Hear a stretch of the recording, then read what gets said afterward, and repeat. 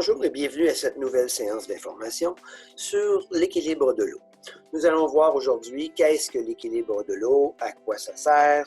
On va comprendre également c'est quoi les facteurs que l'on doit équilibrer et qu'est-ce qu'on peut dire à notre client pour qu'il comprenne l'importance de bien équilibrer l'eau.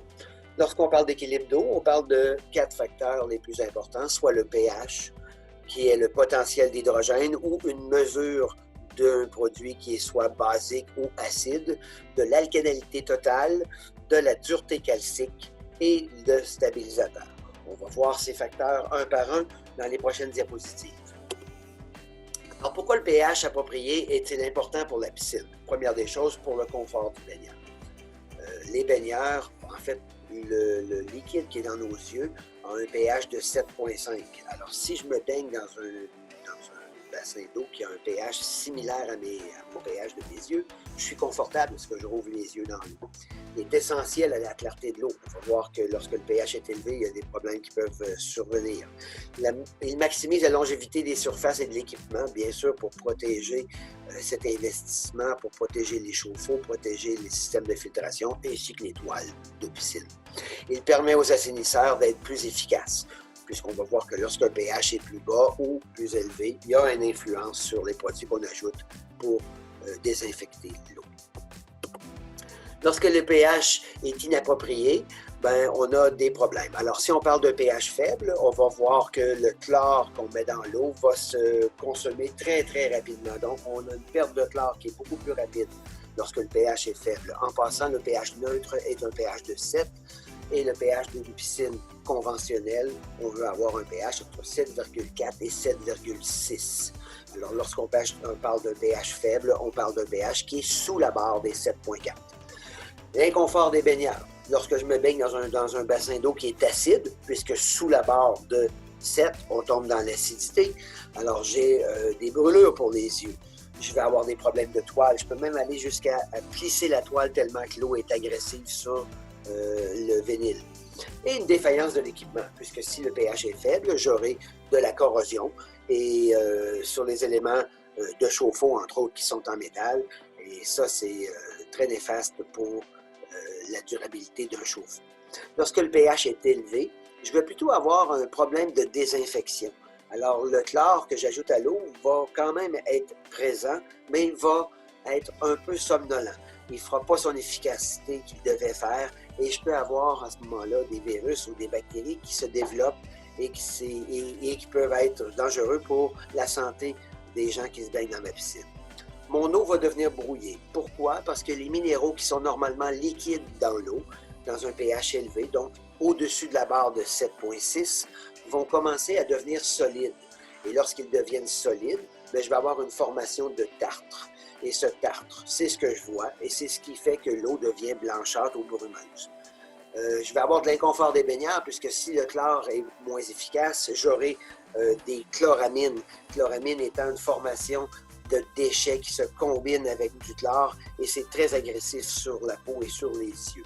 Donc, il est primordial de maintenir un pH dans le bon niveau, soit 7,4 et 7,6. Qu'est-ce qui influe sur le pH? Les pluies sont généralement acides. Alors, lorsqu'il y a des gros orages, ça peut avoir un effet sur mon pH. S'il y a des huiles à l'intérieur, alors s'il y a des huiles qui sont apportées par les baigneurs, la transpiration aussi, la transpiration a un pH de 3,9, super acide. Les algues vont amener un pH à ce moment-là à devenir très élevé. Si l'eau est verte, j'ai généralement un pH qui est très haut. Les déchets qui s'accumulent à l'eau et ainsi que les produits chimiques. Le chlore que j'utilise peut être un chlore qui est très alcalin ou un chlore qui est très acide et aura une influence sur le pH puisque de chlore, je dois en mettre soit tous les jours ou à toutes les semaines, tout du moins pour avoir une bonne désinfection et ça a une influence sur le pH. Pour ne pas que mon pH fluctue continuellement à tous les jours, alors je vais utiliser ce qu'on appelle le deuxième facteur, l'alcalinité totale. Elle est très importante puisqu'elle résiste aux fluctuations du pH. Alors, si j'ai une bonne quantité d'alcalinité dans l'eau et qu'il y a une grosse pluie, c'est l'alcalinité qui va absorber l'acidité et non le pH qui va descendre. Elle tamponne le pH pour éviter qu'il fluctue ou ne rebondisse. L'eau devient plus stable, plus facile à entretenir lorsque l'alcalinité totale est dans sa plage idéale. La plage idéale de l'alcalinité totale est entre 125 et 150. Lorsqu'on utilise le logiciel Alex, on n'a pas à s'en soucier. Alex va calculer pour nous la quantité de balance PAC 100, qui est le produit pour augmenter l'alcalinité.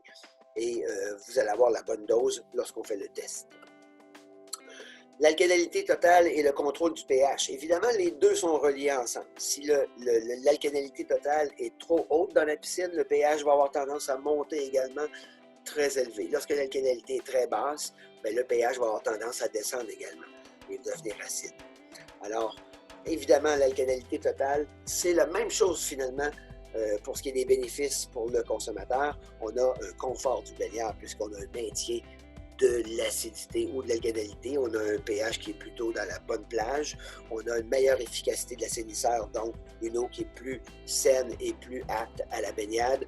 Et on va protéger l'équipement, bien sûr, puisqu'on empêche le pH de devenir acide et à ce moment-là, de rendre l'eau qui est corrosive et de briser les chauffe-eau ou les éléments de chauffe-eau. Le troisième facteur qu'on veut équilibrer lorsqu'on parle d'équilibrer l'eau, on parle bien sûr de la dureté calcique. La dureté calcique est le taux de calcium que je retrouve dans l'eau. Mettons que l'eau, c'est un peu comme le corps humain, c'est capable de s'auto-équilibrer par lui-même. Alors, lorsque moi, j'ingère de la nourriture, mon corps va aller chercher dans cette nourriture le calcium nécessaire pour nourrir les os de mon corps. Mes dents aussi, entre autres. Si jamais je mangeais beaucoup trop d'aliments ou de produits qui contiennent du calcium, alors j'aurai un surtaux de calcium dans mon système et je vais avoir des dépôts calcaires dans mes articulations, ce qui va faire que je vais avoir de la misère à bouger mes genoux ou mes coudes au fil des ans. Si j'ai un manque de dureté calcique, mon corps va s'équilibrer par lui-même. Alors, si je ne bois pas suffisamment de lait quand je suis jeune, mon corps va s'équilibrer par lui-même et va aller chercher le calcium dans mes dents ou dans mes os pour s'équilibrer et va me fragiliser. Dans la piscine, si je n'ai pas le bon taux de calcium dans l'eau, à ce moment-là, je vais favoriser la corrosion de l'eau. Si j'ai une piscine qui est en ciment ou en tuiles, je vais avoir un bris au niveau du ciment et des tuiles et je vais créer des pores pour les algues où ils vont s'incruster à l'intérieur de la craque, si vous voulez, et ils vont se multiplier. Si j'ai trop de calcium dans l'eau, à ce moment-là, je vais avoir des dépôts calcaires et ces dépôts calcaires vont se retrouver généralement dans le chauffe-eau et vont créer du tartre à l'intérieur du chauffe-eau, ce qui va empêcher le chauffe-eau d'être efficace. L'eau va être également colorée, donc on va avoir une eau qui est blanche, blanchâtre, parce qu'on a trop de calcium et la solubilité du produit n'est pas à son meilleur à ce moment-là et j'ai des spores de calcium qui vont se déposer dans l'écumoire. Alors, on va faire des tests avec Alex pour équilibrer le calcium. Sachez que le calcium est un produit qui ne s'évapore pas, qui ne se diminue pas. Il n'y a aucune possibilité d'utiliser un produit pour diminuer le calcium, sauf la dissolution. Alors, on doit ajouter une nouvelle source d'eau dans l'eau de la piscine, vidanger un peu la piscine, rajouter de l'eau et à ce moment-là, diluer le taux de calcium. Pour ce qui est du quatrième facteur, c'est le stabilisateur. Le stabilisateur, c'est finalement une molécule qu'on ajoute à l'eau qui va permettre au chlore de durer beaucoup plus longtemps. Un chlore qui est non stabilisé a une durée de vie dans l'eau de 30 minutes au soleil, alors qu'un chlore qui est stabilisé va avoir une durée de vie de 6 heures. Donc, c'est énorme la différence. Ce qui va avoir un effet également sur la consommation. Si j'ai du chlore qui dure 6 heures, ben, j'aurai moins de chlore à utiliser par semaine, qui aura un effet moindre sur le pH et l'alcalinité qu'on a vu tantôt, donc une meilleure stabilité et un équilibre d'eau qui est maintenu plus longuement. Si j'utilise des chlores qui ne sont pas stabilisés, ben, je vais devoir soit stabiliser ce chlore-là ou utiliser plus régulièrement du chlore puisqu'il s'évapore très rapidement et par le fait même, ben, changer les paramètres d'équilibre de l'eau. Le stabilisateur se retrouve dans un contenant qu'on appelle stabilisateur 100. Pour obtenir un effet maximal dans la piscine, on doit avoir 30 ppm de stabilisateur. Sachez que pour les piscines au sel, c'est primordial d'utiliser un stabilisateur puisque le chlore qui est fabriqué est un chlore qui est non stabilisé. Et on va préférer avoir un taux de 40 ppm dans le cas de la piscine au sel. Et ça, on va ajouter ce produit-là en début de saison. Et dans les saisons futures, tester avec AlexPro le stabilisateur et savoir si on a toujours le bon niveau au démarrage de la piscine ou si on doit rajouter. Merci beaucoup et je vous souhaite une bonne fin de journée.